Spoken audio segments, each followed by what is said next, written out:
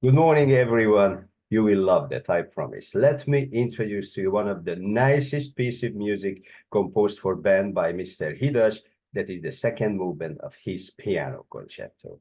What makes it important, beautiful, significant is the message that he sends to us without the program and how he reaches that point, the musical vocabulary that he applies, including melody, harmony, structure, form, timbre, and this all demonstrates also that he was an exceptionally talented composer. What I am talking about. Let me show you. Here is the beginning of the piece.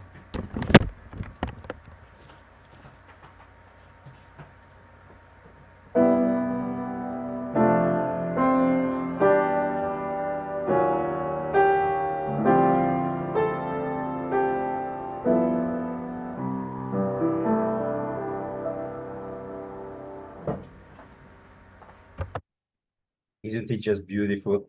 Let's go to the score and let's find out why is it beautiful? What is it doing? How he can reach that beauty? When we can see it's a band score, very traditional band score, and there are the instruments traditionally piccolo flutes, oboes, cor anglais, and bassoons. We inherited them from the orchestra winds, after followed by the clarinet family, E flat clarinet, three B flats, and the bass clarinet covering the human voice range, such as the strings did in the Baroque, and after the New East woodwind family, the saxophones, two altos, tenor, and baritone, followed by the horns connecting the woodwinds to the brass.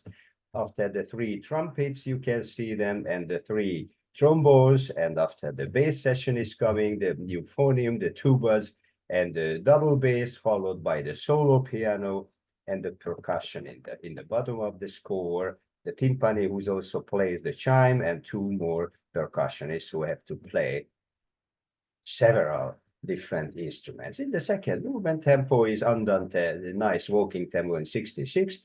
But let's take a further look at the score, and you will be surprised. You will be surprised because you will notice that, wait a second, this is a full band score, but I see just a few instruments playing there. The majority of the instruments don't even play, including the soloist. Yes, this will be the feature of the movement. In this movement, you won't hear all the instruments playing together. There's no one tutti moment. The piano will be the main actor of the entire movement, and you will hear chamber music, selected groups of woodwinds, brass instruments, following in the sectional form before, between, and beneath of the piano appearing to make the movement that sensitive, that beautiful. Just let's go back to the beginning and let's see how he starts the music.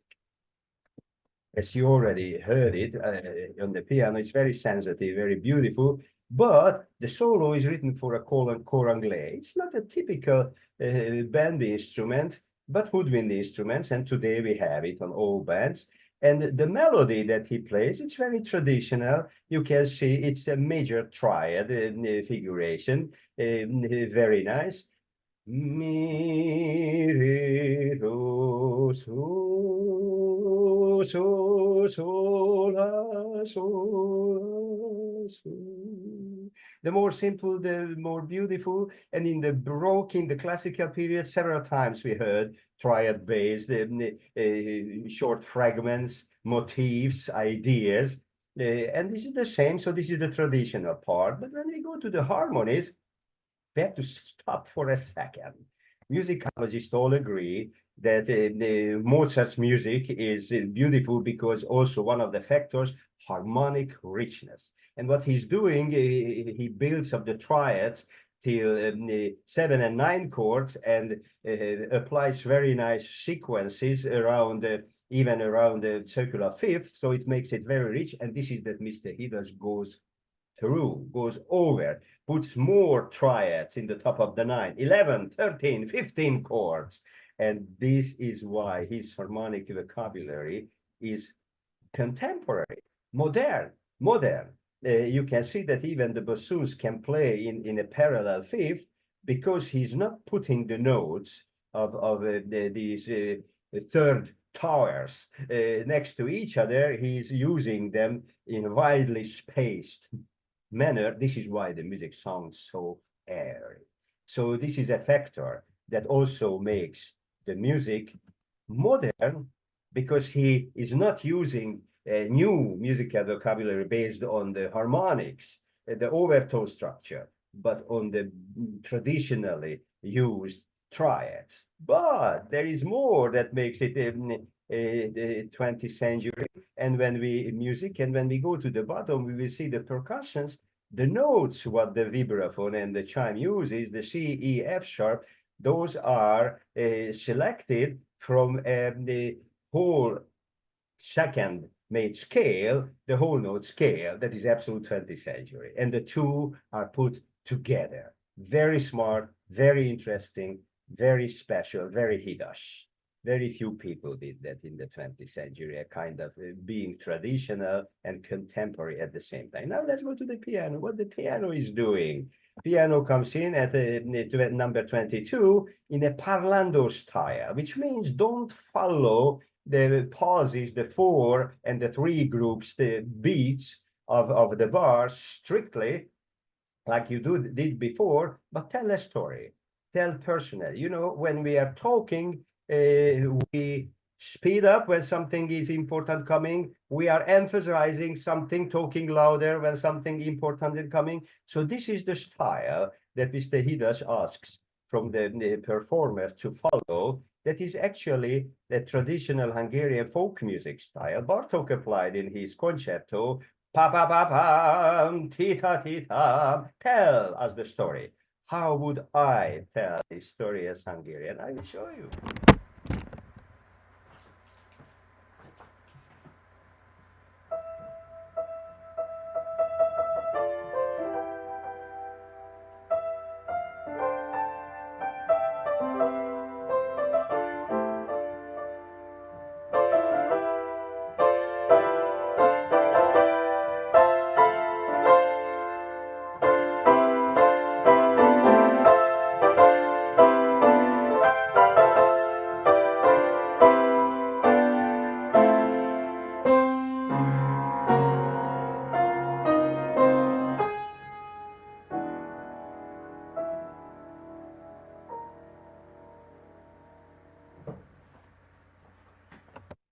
This is Parlando Rubato, and you can get an idea of the message of the intermovement. Let's just go back to a recording and let's listen to that, how professionals have performed. This is the beginning.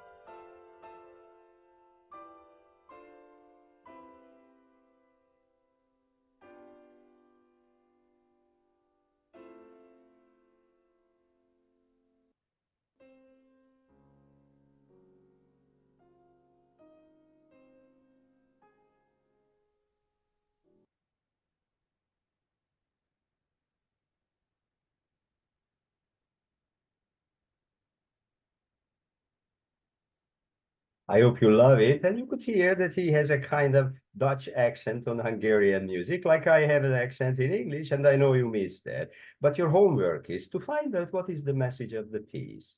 And you are welcome to email it to me. What is very interesting in the piece, there is also a bridge. The first idea comes back in the very end after a nice sectional form, but not the same way as the beginning. And it's just beautifully dissipates in the universe like it's one of the human features also. I hope you love it, and I hope you will play it more often. And if you have any questions, you are welcome to contact me.